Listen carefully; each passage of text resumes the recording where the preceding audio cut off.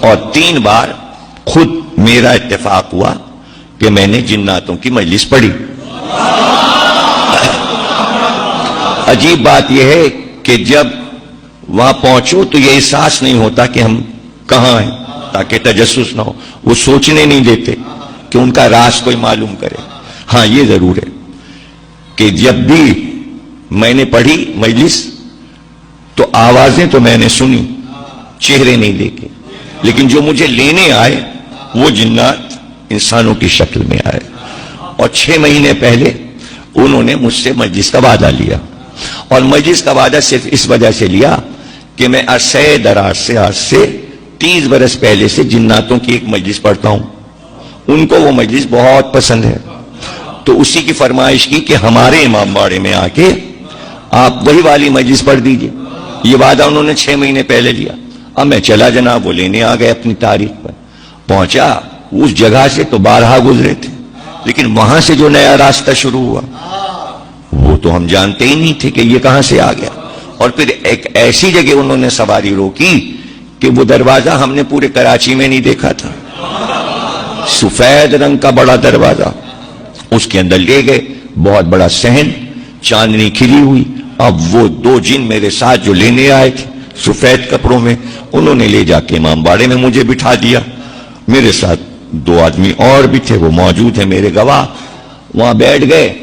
سناٹا اور لائٹ کا نام و نشان نہیں، روشنی نہیں. اب اندھیرے میں سائے نظر آ رہے ہیں. اور میں کہہ رہا ہوں بھائی مجلس کب شروع ہوگی؟ کہنے لوگ آ گئے، بس اب شروع ہونے والے. میں نے کہا لوگ تو کوئی نہیں دکھائی دے رہا. اب اندھیرے میں بھی آنکھیں پاڑ کہ نہیں آپ پریشان نہ ہو، لوگ آ گئے ہیں. مجلس شروع ہونا اتنی دیر میں سوستانی شروع ہو گئی. تب محسوس ہوا کہ گریا کی آوازیں آ رہی ہیں، یعنی یہ سب بھرا ہوا ہے، پورا امام باڑہ بھرا ہوا ہے، اتنی آوازیں آ رہی ہیں. پھر میں ممبر پہ گیا، میں نے مجلس پڑھی. فرمائش تھی ان کی کہ جناب سکینہ کی شہادت پڑھیے گا اور جعفر جن کی مجلس پڑھیے گا. خیر جب میں نے شہادت پڑھی تو اتنی دیر میں تابوت برآمد ہوا. اب جب میں ممبر سے اترا تو میں نے دیکھا سفید پھولوں سے سجا تابوت شہزادی کا صحن میں آیا، لیکن کوئی اٹھانے والا مجھے نظر نہیں آ رہا. بس وہ ہوا پہ رما نظر آیا. مجلس ہو گئی، انہوں نے مجھے تبرک دیا. 8 دن تک تو وہ تبرک ختم نہیں ہوا، بلکہ کئی گھروں میں بانٹا گیا. اس طرح رابطہ رہا. پھر لاہور میں 2 جن ایک امام باڑے میں آ گئے تھے اور انہوں نے علم کے نیچے اپنا مسکن بنایا موج دریا روڈ پر خیمہ سادات میں. یہ قاسم یہاں موجود ہیں، آپ کو بتائیں گے. یہ شریک ہوئے ان مجالس میں. 20 محرم کو یہ جنوں کی فرمائش کی مجلس میں لاہور میں عرصہ دراز تک پڑھتا رہا خیمہ سادات میں. اور وہاں جو دونوں جن رہتے ہیں ان کے نام بھی مجھے معلوم ہے اور میں نے ممبر سے بتا دیے تھے. ایک کا نام قیصر حسین ہے، ایک جن کا نام ہے، دوسری خاتون ہے. اور وہ علم کے نیچے 3ری منزل پر وہ لوگ مسکن بنائے ہوئے ہیں. تو جب خیمہ سادات میں ہم جاتے ہیں تو وہ فرمائش ہوتی ہے کہ جنوں والی مجلس پڑھ دیجئے. اس میں بڑا مجمع ہوتا ہے، پورا لاہور ٹوٹا ہوتا ہے، سڑکیں بند ہو جاتی ہیں. ادھر کئی برس سے لاہور جانا نہیں ہوا اور میں وہ مجلس نہیں پڑھ سکا. ایک مجلس اور میں نے جنوں کی پڑھی. ایک جنوں کی مسجد لکھنؤ میں بھی ہے. اگر اور سارے قصے آپ کو بتاؤں گا تو بہت طویل ہو جائے گا. مختصر یہ کہ جس مجلس کی فرمائش جنات مجھ سے کرتے ہیں وہ مجلس میں آپ کو آخر میں سنائے دیتا ہوں کہ ان کو یہ مجلس کیوں پسند ہے. وہ واقعہ یہ ہے کہ ایک بزرگ یہ کہتے ہیں کہ ایران کے کتب خانے میں جو روضہ امام رضا ہے وہاں ایک کتاب خانہ ہے، اس میں ایک کتاب دریافت ہوئی تھی. تو اس میں ایک بزرگ نے اپنا واقعہ یہ بیان کیا تھا کہ میں تاجر تھا اور میں تجارت کے لیے باہر جایا کرتا تھا کشتی کے سفر پر، اور میں اپنا مال کشتی پر لے کر جایا کرتا تھا. ایک بار واپسی میں طوفان آیا اور طوفان جو آیا تو میری کشتی ٹوٹ گئی اور سب کچھ میرا مال بہہ گیا دریا میں. اور یہاں تک کہ کشتی جو ٹوٹی تو میں بے ہوش ہو گیا. جب مجھے ہوش آیا تو پتہ یہ چلا کہ کشتی کے لکڑی کا ایک تختہ جس پر میں پڑا تھا اس نے مجھے بہا کر کنارے ساحل پہ پہنچا دیا تھا. میری آنکھ کھلی تو صرف آسمان نظر آیا یا سامنے پانی نظر آیا. پیچھے مڑ کر دیکھا تو صحرا نظر آیا. میں بڑا حیران ہوا کہ میں کہاں آ گیا اور کس سرزمین پر آ گیا. کچھ دور اٹھ کر میں چلا تھا کہ ہوا تیز جب آئی تو ایسی ہوا میں نے کبھی محسوس نہیں کی تھی. بہت تیز چل رہی تھی لیکن ہوا میں بہت سی آوازیں میرے کان سے ٹکرائیں. یہ آوازیں رونے کی آوازیں تھیں. چاروں طرف سے چیخنے اور رونے کی آواز آ رہی تھی.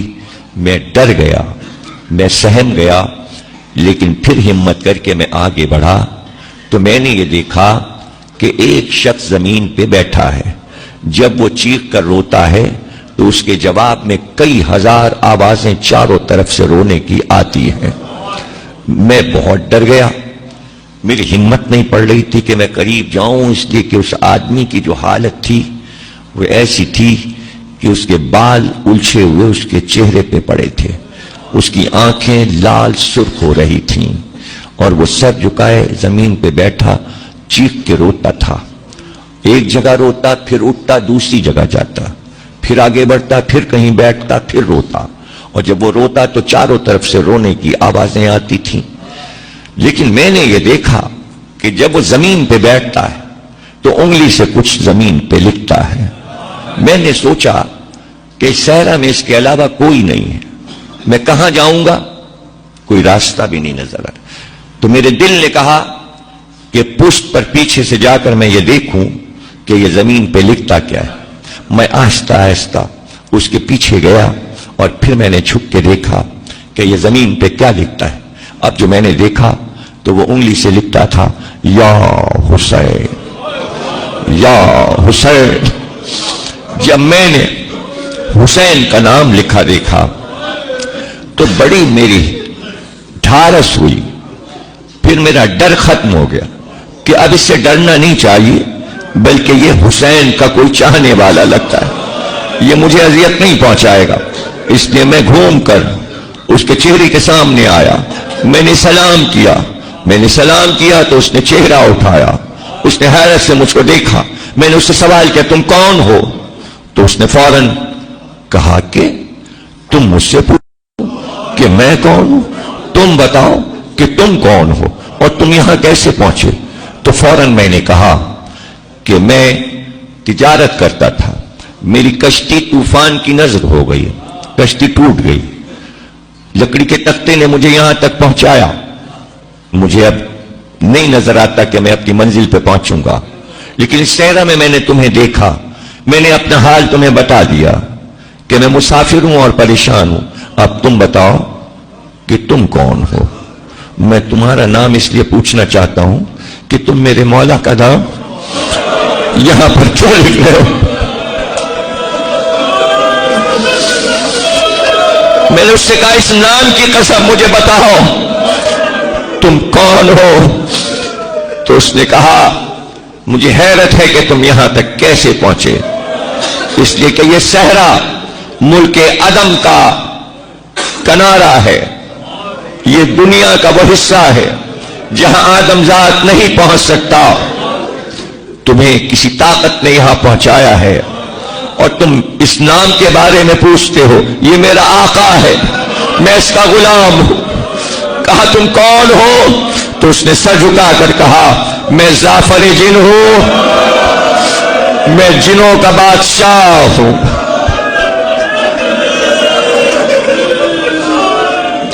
وہ کہتے ہیں کہ اس نے کہا کہ مجھ میں تاب نہیں ہے کہ اب میں وہ دوہرا سکوں. تو میں مایوس ہو گیا کہ اب یہ نہیں بتائے گا. تو بے اختیار میں نے کہا درے دندان رسول کی قسم, مسجد کوفہ میں علی کے شکافتہ سر کی قسم, فاطمہ زہرا کے شکستہ پہلو کی قسم, حسن کے جگر کے 72 ٹکڑوں کی قسم, حسین کے کٹے گلے کا واسطہ مجھے بتا, کربلا میں